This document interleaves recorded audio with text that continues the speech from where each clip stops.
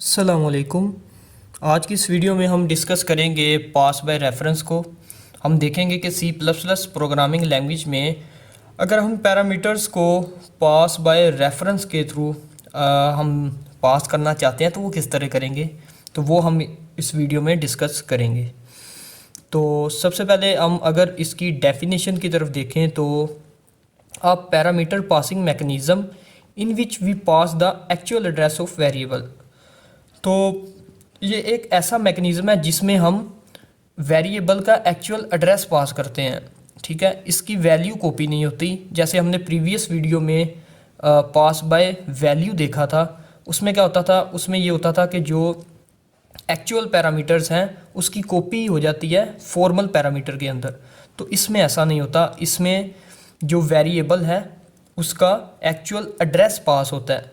तो एग्जांपल हम देखें, फॉर एग्जांपल हमने एक वेरिएबल डिक्लेयर किया है इंट ए। ठीक है, अब ये जो हमने वेरिएबल डिक्लेयर किया है, अब ये मेमोरी के अंदर सपोज करें ये हमारी रैम है, इसके अंदर ये कुछ स्पेस तो रिज़र्व करेगा ना। तो ये जो हमने वेरिएबल डिक्लेयर किया है उसने ये स्पेस रिज़र्व कर ली हमारी रैम के अंदर। अब इसने जो स्पेस लिया है इसका कुछ एड्रेस तो होगा रैम के अंदर, तो वो एक्चुअल जो इसका एड्रेस होगा वो हम पास करेंगे एज अ पैरामीटर अपने फंक्शन को। ठीक है, तो सिंपल ये है पास बाय रेफरेंस। ठीक है, तो अब ये तो हमें समझ आ गया कि हम अपना एक्चुअल एड्रेस पास करेंगे अपने फंक्शन को एज अ पैरामीटर। तो अब उसको रिसीव भी तो करना है। अब हम उसको, क्वेश्चन ये है हमारा कि अब हम उसको रिसीव कैसे करेंगे। तो इसके लिए हम एंड पर्सन साइन का इस्तेमाल करेंगे। द एम पर्सन, ये एंड जो आप साइन देख रहे हैं स्क्रीन पे, sign is used with formal parameter to pass parameters by reference. तो हम अपने फॉर्मल पैरामीटर्स के साथ एंड पर्सन का साइन यूज़ करेंगे। जो फॉर्मल पैरामीटर्स हमने अपने फंक्शन में लिखे होते हैं उसके साथ हम एंड पर्सन का साइन यूज़ करेंगे।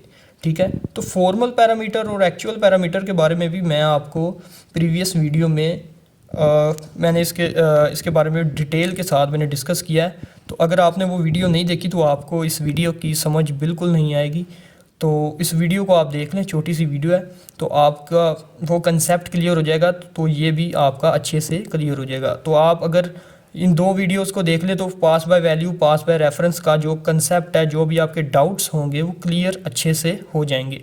तो सिंपल है इसकी कहानी पास बाय रेफरेंस की, कि जो भी वेरिएबल्स हैं जिनको आप पास करना चाहते हैं as a reference, pass by reference mechanism के थ्रू आप उसको पास करना चाहते हैं अपने फंक्शन को, तो उसमें एक्चुअल एड्रेस जाएगा वेरिएबल का।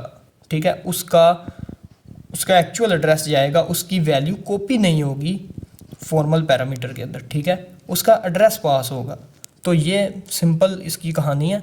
तो अब हम इसको इम्प्लीमेंट करके देखेंगे, उसके बगैर हम इसको क्लोज नहीं करेंगे। अब हम इसको अपने डेव कंपाइलर पे इम्प्लीमेंट करके फिर इसको छोड़ेंगे। चले हम अपने डेव कंपाइलर पर चलते हैं और इसको इम्प्लीमेंट करके देखते हैं। अब हम एक प्रोग्राम के थ्रू देखेंगे पास बाय रेफरेंस को। तो हम एक प्रोग्राम लिखते हैं।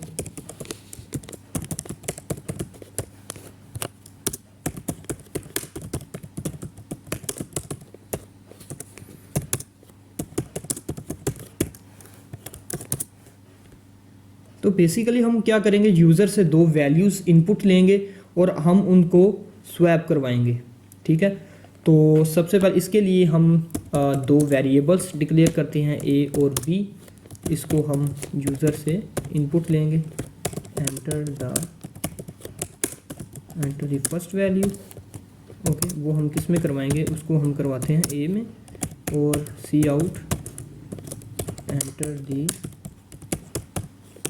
सेकंड वैल्यू, उसको हम किस में करवाएंगे, उसको हम करवाएंगे बी में। Okay alright. अब हमने दो वैल्यूज़ ले ली, ए करवा ली ए में और ए करवा ली बी में। अब हम इसको प्रिंट करवाते हैं बिफोर स्वैप। स्वैप करने से पहले ये क्या थी वो प्रिंट करवाएंगे। ठीक है, the values before swapping. Okay, अब स्वैप करने से पहले ए की वैल्यू क्या थी और कोमा बी की वैल्यू क्या थी, तो ये प्रिंट होगा। तो अब हम एक फंक्शन लिखते हैं स्वैप का जो हमारी दो वैल्यूज़ को स्वैप करेगा, ठीक है। तो उसको हम लिखते हैं वॉइड, उसका नाम रखते हैं हम स्वैप, और उसमें हम फॉर्मल पैरामीटर्स लिखेंगे। हम पास बाय रेफरेंस को देख रहे हैं तो उसमें हम एंड पर्सन का यूज़ करेंगे। तो इंट इसमें जो लेट्स से एक्स, इसके साथ हम एंड पर्सन का उसका एक्चुअल एड्रेस लेने के लिए एंड पर्सन का यूज़ करेंगे, और इंट वाई इसके साथ भी हम एंड पर्सन का यूज़ करेंगे। ओके, नाउ अब हम क्या करेंगे, अब हम फंक्शन के अंदर इनकी वैल्यूज़ को स्वैप करेंगे। ओके, उसके लिए हम एक वेरिएबल डिक्लेयर करेंगे, वो हमें उसकी ज़रूरत पड़ेगी उसके अंदर वैल्यू लेने के लिए, फिर उसको उसकी वैल्यू को आगे पास करने के लिए। तो ये देखें, हमने एक z वेरिएबल डिक्लेयर किया। अब हम क्या करेंगे, z के अंदर वैल्यू स्टोर करते हैं x की। जो वैल्यू x की होगी वो z में आ जाएगी, ठीक है, वो z में आ गई। Okay fine. अब नेक्स्ट क्या करेंगे, x के अंदर हम वैल्यू स्टोर करेंगे y की। ओके, अब जो y की वैल्यू होगी वो आ जाएगी x में। ओके, अब हम क्या करेंगे, y के अंदर वो वैल्यू लाएंगे जो z में पड़ी हुई है। z में क्या पड़ा हुआ है, z में वो पड़ा हुआ है जो x की वैल्यू हमने z में की थी, तो डेफिनेटली जो z की वैल्यू है वो y में चलेगी, तो x की वैल्यू y में चलेगी। क्लियर। अब यहाँ पर देखिए कि जो y की वैल्यू थी वो x में चलेगी, तो वैल्यू हमारी स्वैप हो गई। तो ओके, अब हम इस फंक्शन को कॉल करते हैं, सी आउट, पहले एंडल एक यूज़ करते हैं न्यू लाइन के लिए।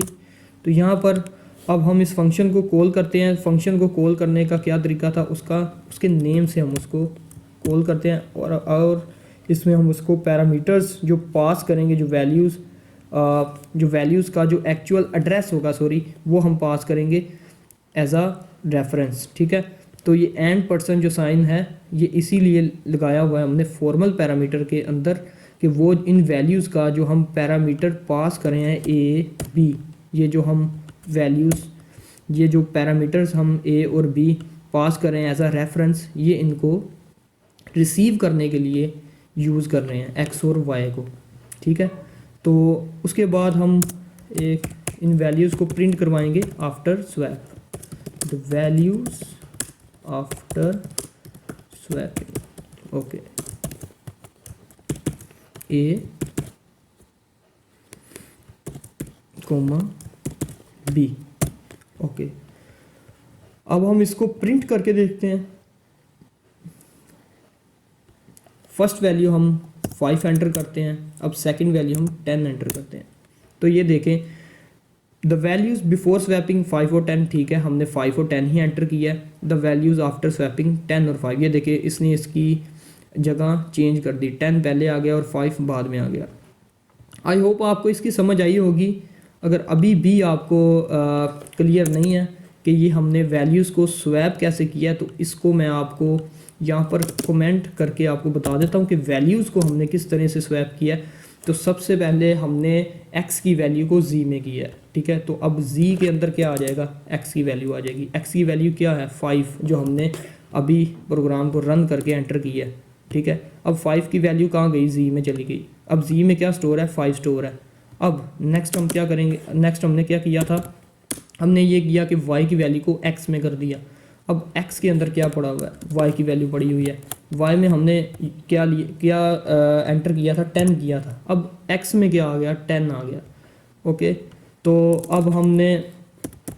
अब y के अंदर हम z की वैल्यू करें। अब z में क्या है, z में क्या पड़ा हुआ है, 5 पड़ा हुआ है। ये देखें, हमने x की वैल्यू z में की थी, ठीक है। अब हम z की वैल्यू y में कर रहे हैं, तो y में क्या आ गया, डेफिनेटली 5 आ गया। 5 क्यों आया, क्योंकि x की हमने z में की थी और वही वैल्यू हमने y में कर दी, तो ये y की वैल्यू 5 होगी, ठीक है। तो वैल्यू स्वैप होगी, ठीक है। हमने x की हमने क्या ली थी, 5 ली थी, ठीक है। x की क्या होगी, 10 हो गई। अब हमने y की क्या ली थी, 10 ली थी, और y की क्या होगी, 5 होगी, और वैल्यू हमारी स्वैप होगी, ठीक है। तो आई होप आपको ये अच्छे से क्लियर हो गया होगा। अगर वीडियो आपको अच्छी लगी हो तो चैनल को सब्सक्राइब करें, वीडियो को लाइक करें, शेयर करें। और कोई भी आपका कोई क्वेश्चन हो तो मुझे कमेंट में आप मुझसे डिस्कस कर सकते हैं। तो thank you so much for watching this video. अल्लाह हाफिज़।